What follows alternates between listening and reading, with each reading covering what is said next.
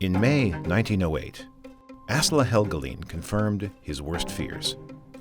He had uncovered the remains of his missing brother, Andrew.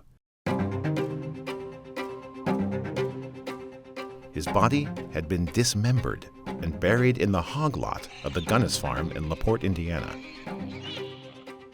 N.E. Koch, a local photographer, documented the grisly evidence.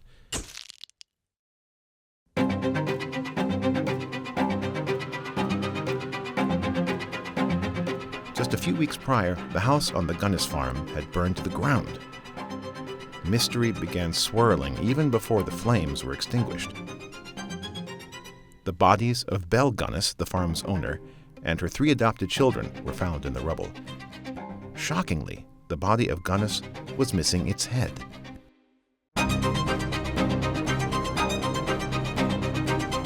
The discovery of Andrew Helgelien's dismembered body sent speculation into overdrive. What was happening at the Gunness farm?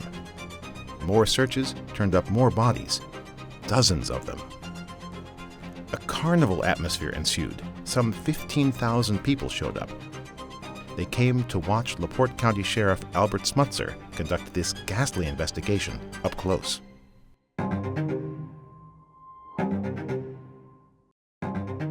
They came on in horse and buggies, they came in interurban trains, even people came in automobiles, especially wealthier people who could afford automobiles at the time. Even boys skipped school and came out on their bicycles to watch the digging out on Belle Gunness's farm. This was huge entertainment. It was wild and crazy. And deeply tragic. The remains of Jenny Olson were soon found among the ashes, dismembered like the rest. Belle Gunness had been telling people that her eldest adopted daughter was away at school. Reality was, ever so slowly, sinking in. Belle Gunness was not a quiet widow farmer. She was a prolific and brutal serial killer. Belle Gunness was born Brynhild Paulsdottir Storseth in Norway in 1859. She emigrated to the United States in 1881. At the time of the fire at the farm, she was twice widowed. Her first husband, Mads Sorensen, died on the one day that 2 of his life insurance policies overlapped. Poison was suspected, but no autopsy was conducted. He came from work, she said, and he wasn't feeling well, so he went to lie down. He had been under a doctor's care for a heart ailment. She said, well, I got some medicine from the pharmacist. She said I gave him this powder, and then, of course, he ended up dead. Belle remarried, this time to a man named Peter Gunness. They used Belle's insurance payout to buy the farm in LaPorte. However, Peter Gunness would soon be dead. Belle claimed that a meat grinder had fallen from a shelf, striking him on the head and killing him. So that's what she said happened. However, it didn't just fall. She clobbered him to make sure he was dead. Suspicions were once again aroused, but no charges came. Widowed once again, Gunness began posting personal ads in regional Norwegian language newspapers.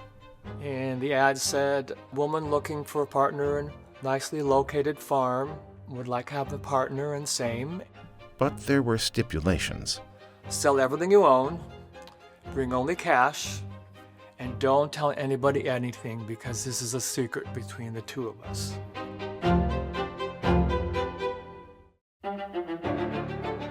Many curious bachelors showed up to explore the offer. They were rarely heard from again. Based on examinations of the bodies found at the farm, the formidable Gunness likely bludgeoned the men to death.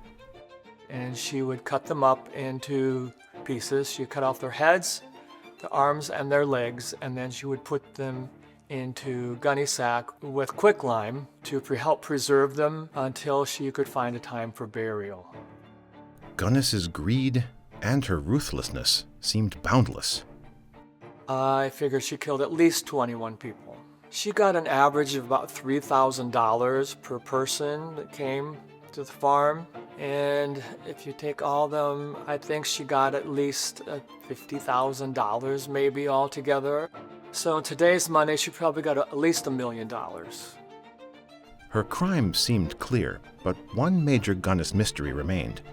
Without a head, it was impossible to positively identify her body. The question lingered: had she escaped? The alleged remains of Gunness were exhumed in 2007. DNA tests, however, were inconclusive. I was at the digging up of the body in Chicago and saw that skeleton and how it had been through a fire and the head was gone, the different parts of the body were burned off. It's not her body. I truly feel that she got away. I don't think we'll ever find out any more details. More than a century later, much is still left unknown about Belle Gunness and what drove her to commit such heinous acts. So I don't know what happened along the way to make her end up like this. They say money is the root of all evil, and I think that's just what happened in this situation.